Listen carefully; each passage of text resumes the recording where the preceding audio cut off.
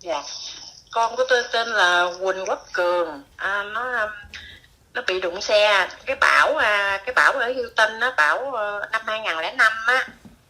Dạ. Chắc bão năm 2005 rồi, nó bị đụng xe, nó chạy xe đi chạy bão, nó tông vô cây, nó bị gãy cổ, rồi nó bị liệt rồi, nó nằm 9 năm, nó liệt 9 năm rồi.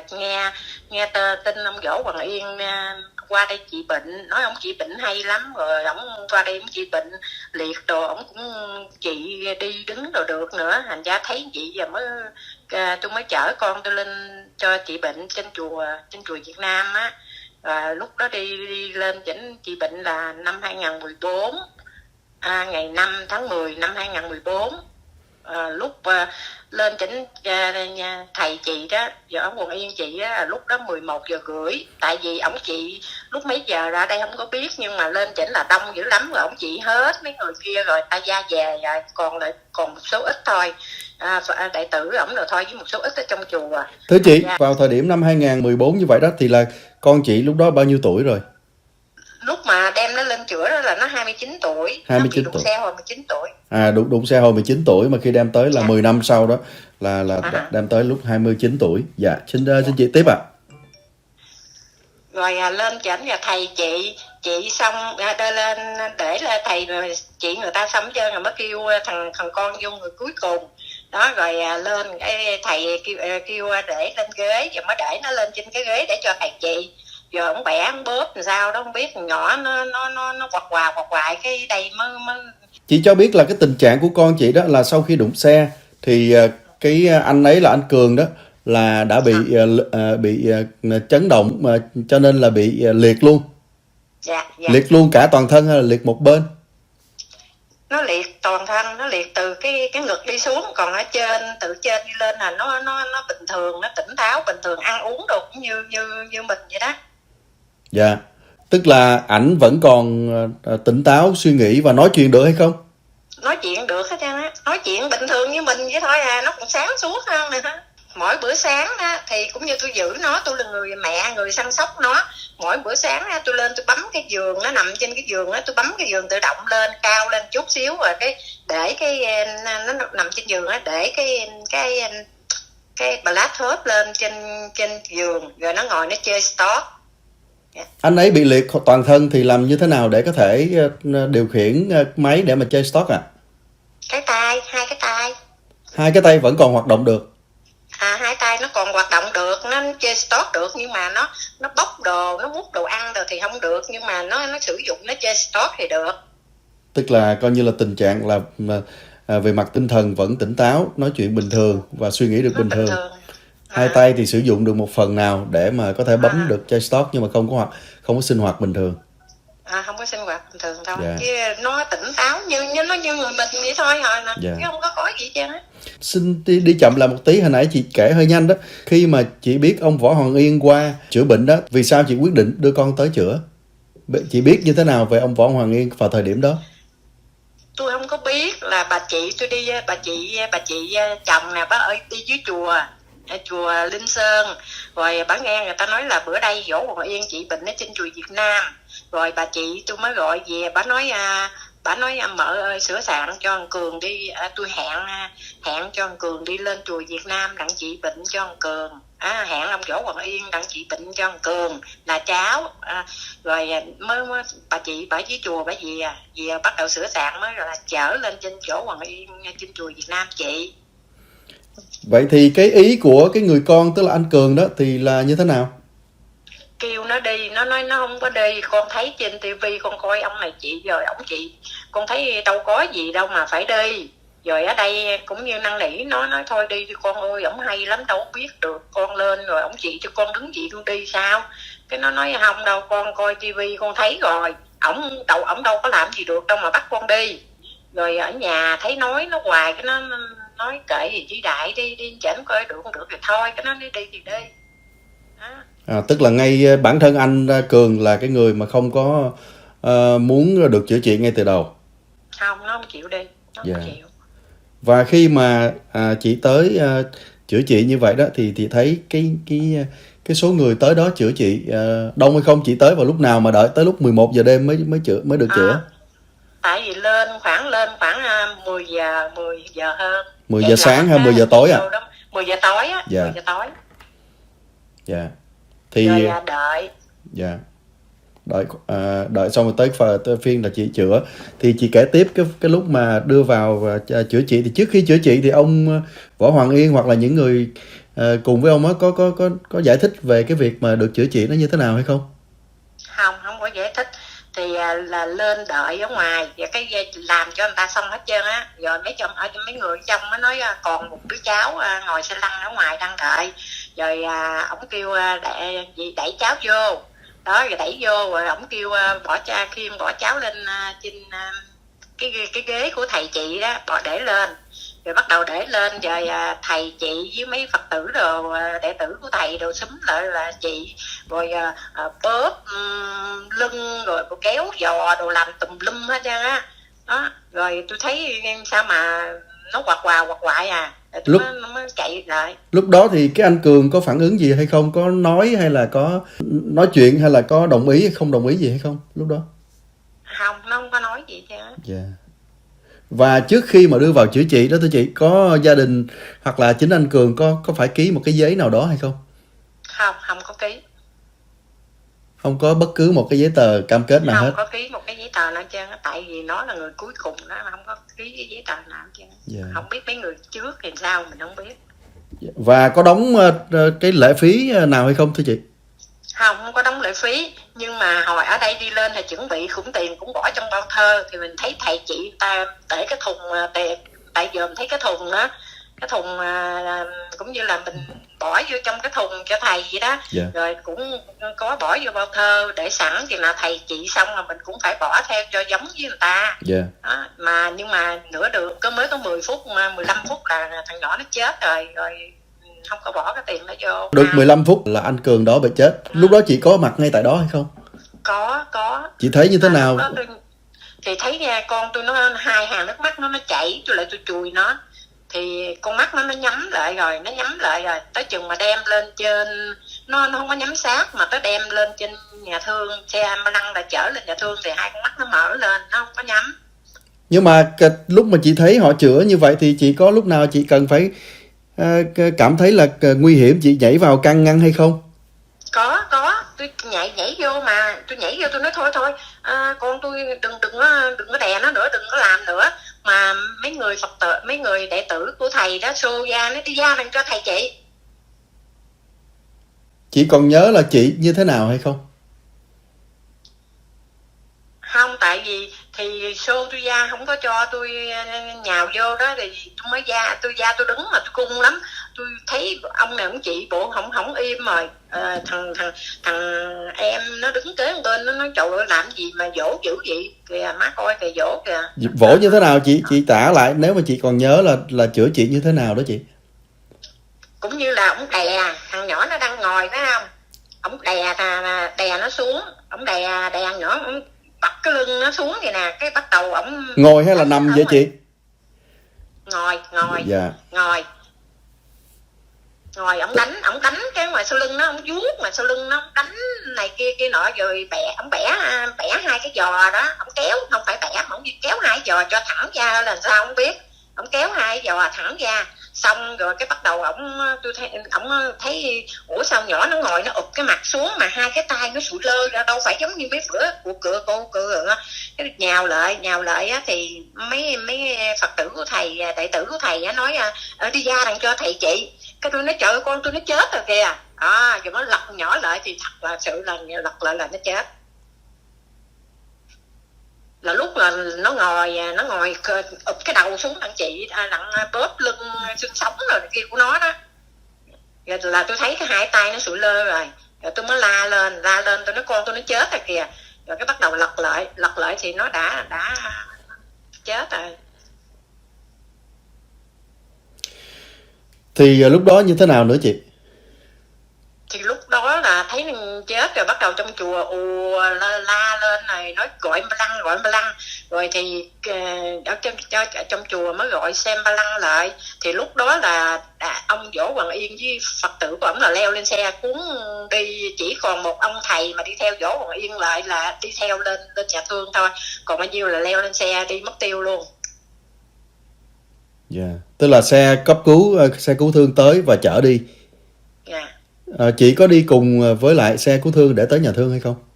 Không, xe cứu thương đi riêng, còn tôi chạy xe đi riêng. Tại vì đi lên chị Bệnh đi tới 4 người lận trên xe á. Dạ. Từ nhà đi lên tới 4 người lận.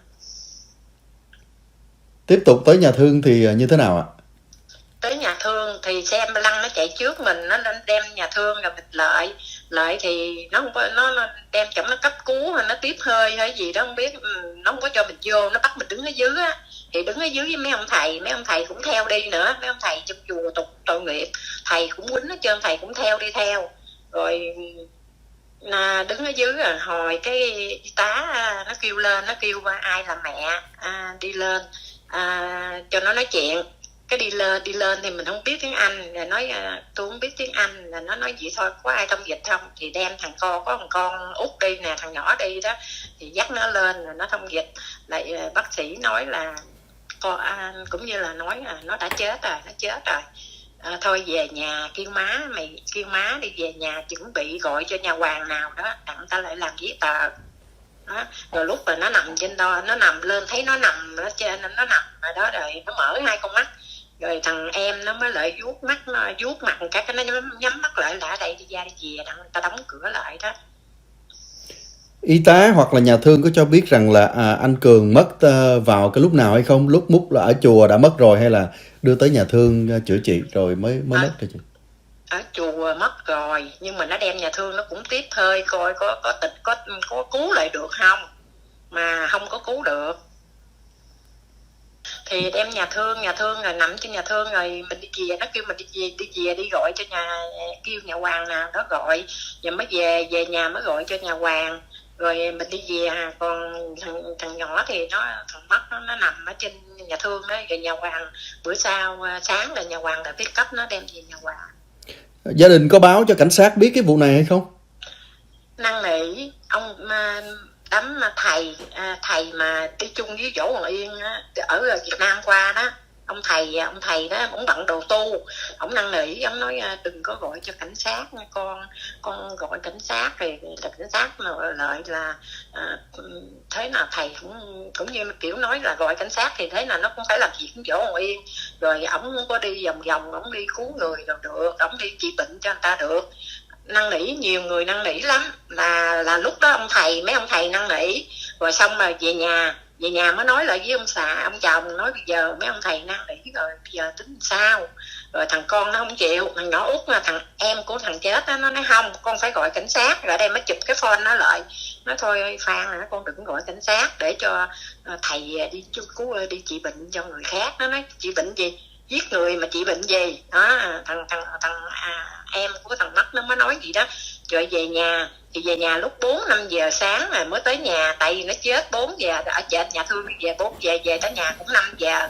Rồi khoảng 5-6 giờ là Phật tử của thầy Võ Hoàng Yên đầu gọi liền xì bóc xuống nhà hết trơn á, gọi năn nỉ rồi với ông xã nói thôi bỏ qua đi, bỏ qua cho cũng như là nói nó chết vậy là tới cũng như tới ngày của nó, tới cái nghiệp của nó trả xong rồi đó. Coi làm con mình chết mà nó cái nghiệp xong hả.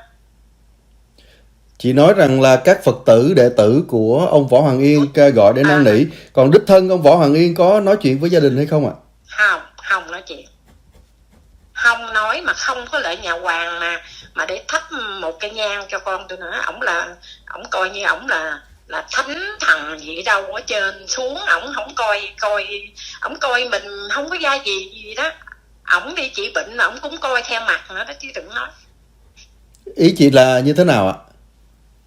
Thì ý là nghĩ ổng đi trị bệnh, ổng nghĩ là ổng trị bệnh giỏi, giờ ổng đi ổng trị bệnh cho người ta, ổng cũng khả năng ổng cũng như nói giỏi, ai cũng tôn trọng coi ổng là cao quý lắm. Thành ra cái một cú phone ổng cũng không có gọi lại nhà ổng ổng nói nữa, không có gọi lại nhà hỏi thăm nữa. Rồi ổng đi từ ngày mà thằng con tôi bị vậy, ổng không lại nhà Hoàng ổng thăm, ổng đốt một cây nhang nữa mà Phật tử của ổng cũng không luôn. Rồi đi về Việt Nam qua thêm 3-4 cặp nữa rồi mà cũng không có gọi một cú mà hỏi thăm gia đình nữa. Vậy thì gia đình ngay cái đêm đó, hoặc là những ngày sau, hoặc là những năm tháng sau đó vẫn không báo cảnh sát là tại vì lý do gì ạ? Tại lý do mình nghĩ ổng trị bệnh hay quá đi, mình để cho ổng đi trị bệnh. Nó nhiều người cũng xúi lắm, sao không làm gia chuyện. Tôi nói thôi đi, ông chồng nói thôi đi, để cho ông đi trị bệnh. Thấy ông trị bệnh ông cứu người, nghe người này kia nói liệt cũng đi được, rồi câm cũng nói lại này tùm lum hết trơn á. Rồi thấy vậy thôi, để ông cho ông đi trị bệnh. Nếu mà mình gọi cảnh sát bắt ổng rồi nhiều khi người ta nghĩ mình á, cũng đại bà này gọi cho cảnh sát bắt thầy, bây giờ thầy không có đi trị bệnh đâu được. Mình nghĩ trong lương tâm mình vậy, cho mình nói thôi đi, mình bỏ qua chuyện này đi, để cho ổng đi trị bệnh, cho thầy đi trị bệnh cho người khác để cứu người đó. Ngoài cái việc mà không gọi cho cảnh sát thì chị có bao giờ kể cái câu chuyện của chị cho những người khác để mà người ta biết rằng là ít nhất trong trường hợp của chị là đã không cứu được mà còn mất mạng, thì chị kể cho người khác để họ có cái quyết định là họ có nên đi chữa hay không? Không có kể, nhưng mà trên chùa nhiều người biết lắm. Mình không có kể thôi, nhưng mà người ta biết, nhưng mà người ta không có dám hỏi mình, người ta sợ làm tổn thương mình đó, người ta không có dám hỏi. Nhưng mà người ta biết hết, nhưng mà người ta không có dám hỏi. Yeah. Xin hỏi ngược cái chuyện sau này người ta mới hỏi đó, chứ lúc mà con mình mới mất người ta không có dám xúm lại. Người ta biết là thằng này là ông Võ Hoàng Yên chị bệnh chết, nhưng mà người ta không có dám hỏi mình đó. Yeah. Xin hỏi ngược lại một tí, chị có nhớ rằng là khi mà anh Cường cái ngày hôm đó mà đưa đi để tới chữa đó, anh Cường có nói lại cái điều gì hay không? Không, kêu nó đi, nó nín thinh nó buồn lắm, tại vì nó không có chịu đi mà mình ép nó đi.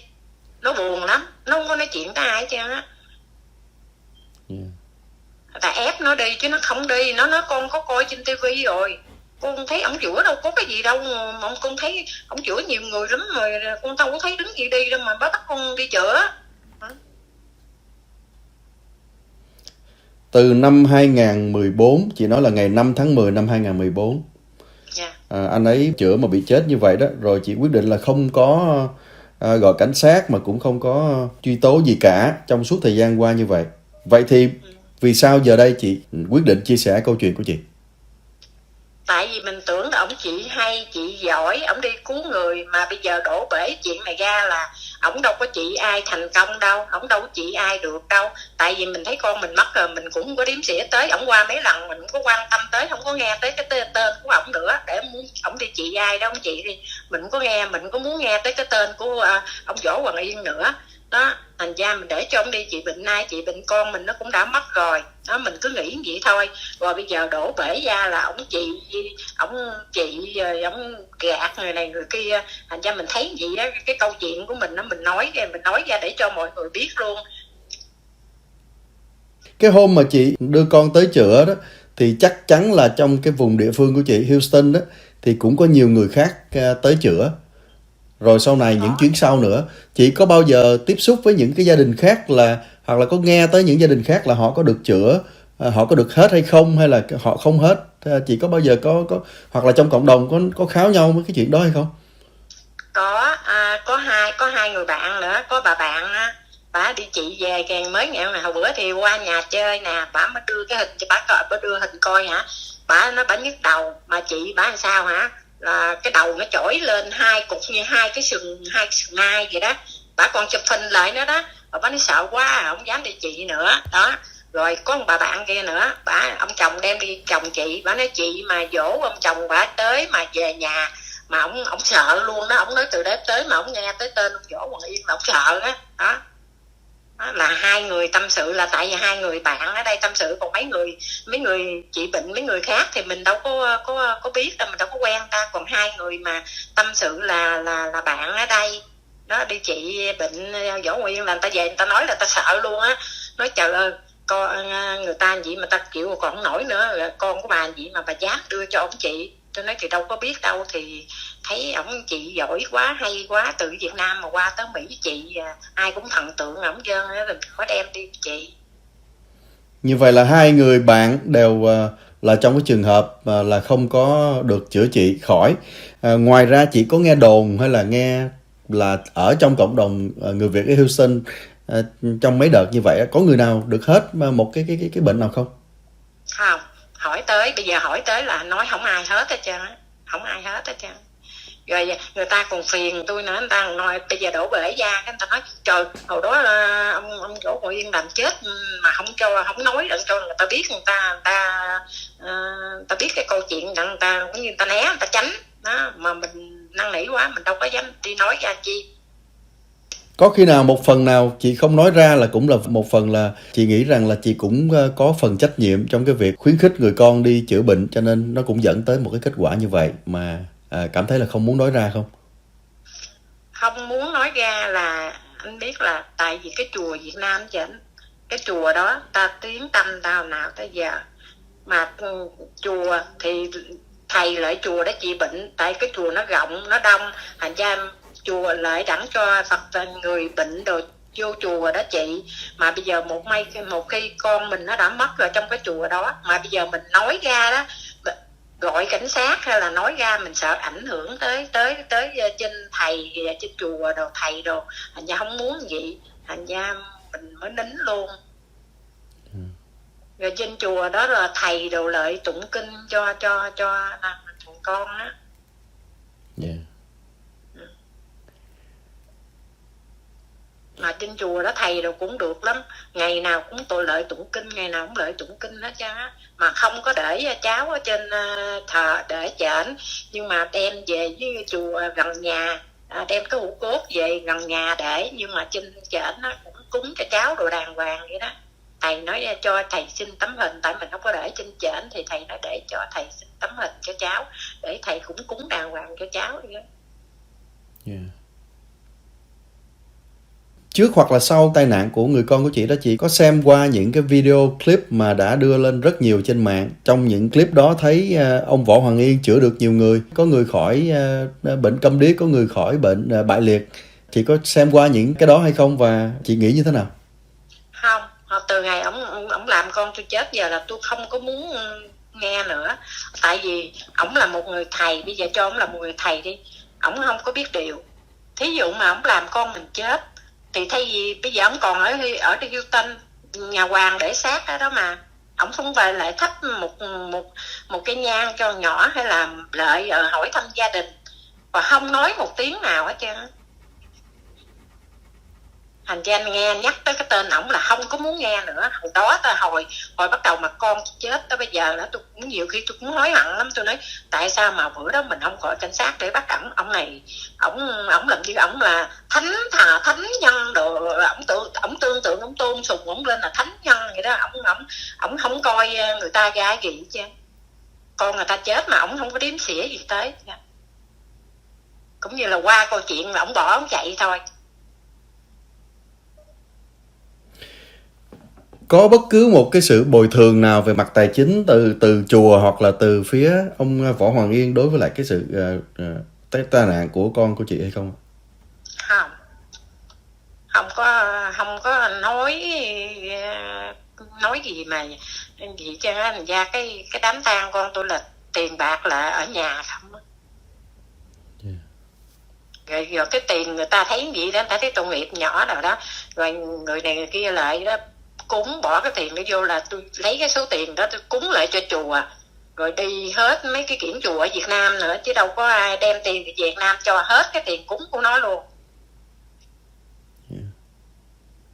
Còn cái tiền mà trên nhà hoàng là mình bỏ ra mình chịu, còn cái tiền cúng là đi hết chùa Việt Nam chứ không có đi chùa bên đây. Chùa bên đây chỉ cho cái chùa mà Việt Nam vậy, mình bỏ một bao thơ để lễ tụng kinh cho cháu á, là cúng cho chùa đó, còn dư là bao nhiêu là đem về chùa Việt Nam á, đưa cho một có cái cô ở Việt Nam á, ngủ đi cúng giùm á, chùa này chùa kia đó, cúng hết số tiền luôn.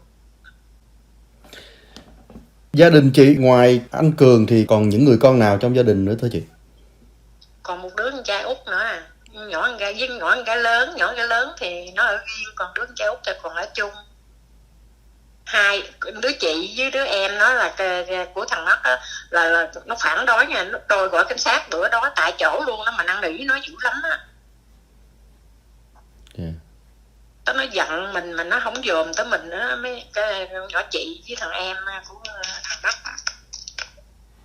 Giận không nhòm luôn. Nó nói tại sao má không cho con gọi cảnh sát. Qua mấy năm rồi thì bây giờ cái thái độ của mọi người trong nhà như thế nào?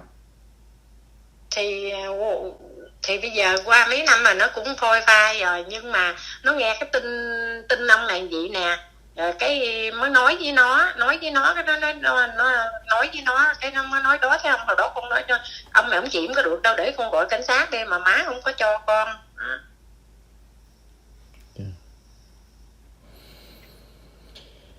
Ngoài tai nạn hết sức là đáng buồn của chị như vậy đó, thì chị có nghe qua những người nào bị nặng nề giống như trường hợp của chị hay không? Không, mình cũng để ý từ ngày nhỏ nó mất tới giờ mình bất mãn với ổng đó.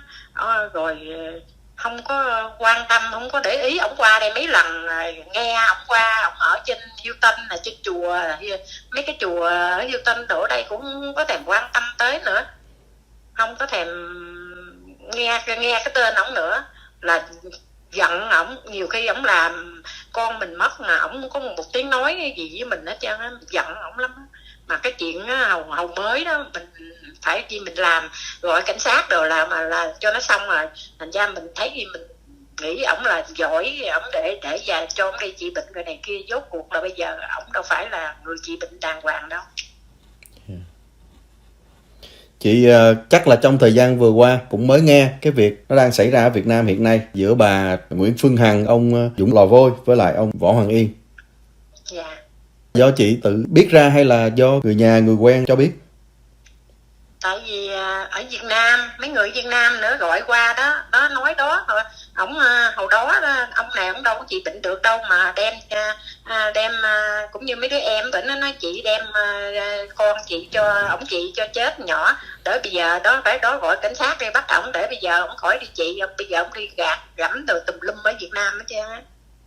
Ổng chị ở bên Việt Nam nói là có mấy người quen bệnh chị là nói chị ổng là không bao giờ hết. Thí dụ mà người ta ta câm vô trong đó ổng bóp thì nói ú ớ được tại chỗ đó thôi, đi về bữa sau là vài bữa sau lại trở y như cũ mà.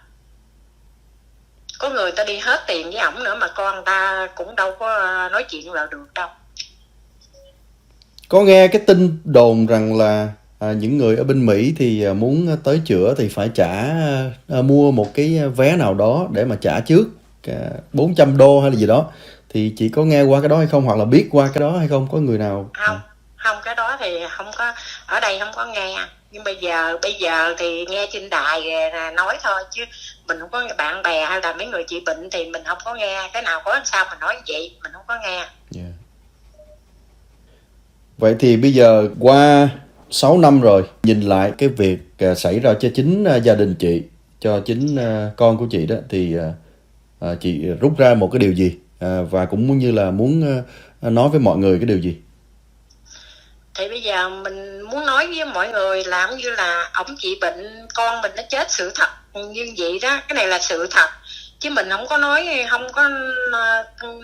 một điều nào mà gian dối vô hết trơn á. Con mình nó chết sự thật.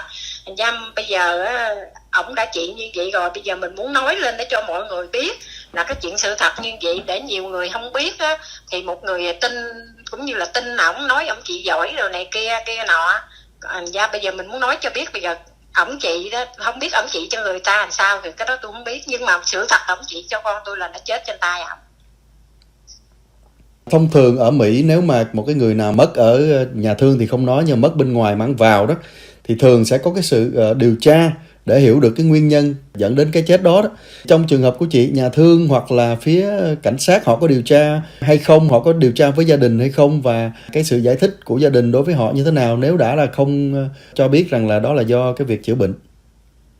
Không, xác sát đồ nó không có điều tra. Trên nhà thương thì lên nhà thương hỏi, cũng như bác sĩ hỏi sao mà nó bị vậy, thì mình nói là đem nó đi lên chùa, vậy đó, rồi tính đi trị bệnh cho nó, mà cũng như là mình cũng đẩy nó vô, rồi cũng như là mình nói là mình đẩy nó vô chùa, rồi cũng như nó mệt, rồi nó làm mệt này, rồi gọi xem ba lăng lại vậy thôi, nói chị tại hồi bác sĩ nó ra nó hỏi thì mình nói gì đó.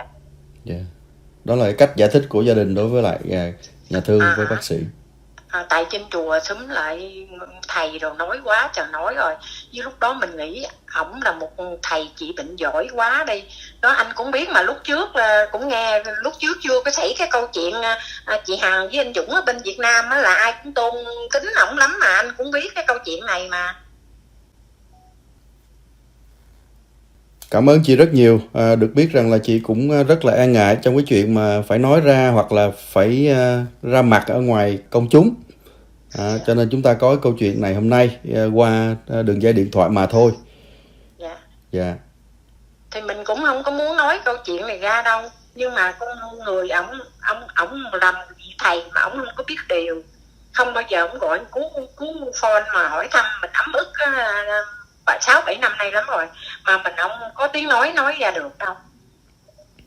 Dạ. Dù là câu chuyện cũ thì cũng xin chia buồn cùng gia đình chị. Dạ, cảm ơn anh nhiều. Dạ, xin cảm ơn chị. Chúng ta sẽ tạm ngưng câu chuyện kể của chị ở đây. Nó sẽ là một trong nhiều câu chuyện liên quan tới cái việc này. Chúng tôi cũng rất là hy vọng được nghe từ những người có những cái kết quả tốt đẹp hơn. Vì trong suốt thời gian qua thì cũng xem rất nhiều những cái video và cũng nghe rất nhiều người được chữa trị.